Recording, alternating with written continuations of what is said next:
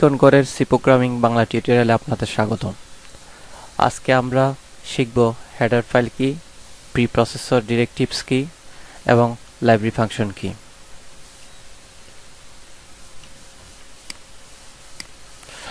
Header file কি? C প্রোগ্রামিংয়ে কম্পাইলারে যে সকল ফাইলের শেষে .h থাকে সেগুলো হচ্ছে হেডার ফাইল। আমরা আমাদের প্রথম প্রোগ্রামে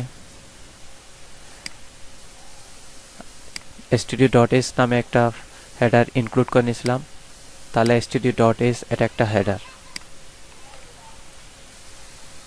যেমন stdio.h math.h।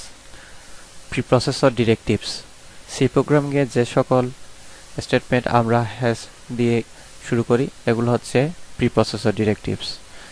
যেমন আমাদের করে দেখতে পাই হ্যাশ ইনক্লুড দিয়ে আমরা এখানে লাইব্রেরি ফাংশনটা ইনক্লুড করে নিয়েছি, তাহলে এটা হচ্ছে প্রিপ্রসেসর directives.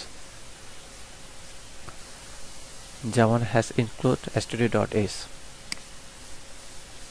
Library function, library function বলি যখন একটা ফাংশনের মধ্যে অনেকগুলো ফাংশন থাকে তখন সেই ফাংশনটাকে আমরা লাইব্রেরি ফাংশন বলি।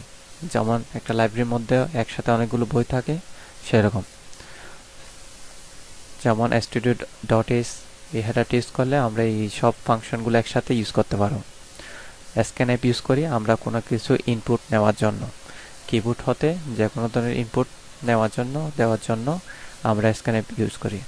আমরা প্রথম কোডে আমরা printf ইউজ করে দেখছি, printf কোনো কিছু আউটপুট হিসেবে দেখার জন্য আমরা printf ইউজ করি।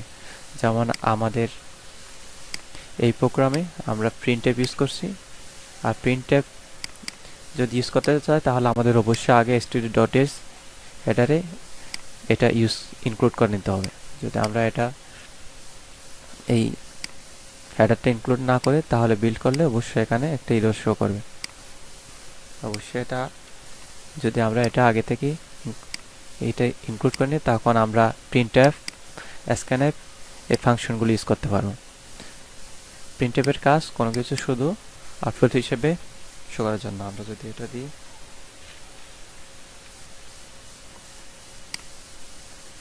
তাহলে আমরা printf এর মধ্যে যেটা লিখব শুধু এটাই শো করবে। Second program. পরবর্তী টিউটোরিয়ালে আমরা সি প্রোগ্রামিং এর ডাটা টাইপ নিয়ে আলোচনা করব।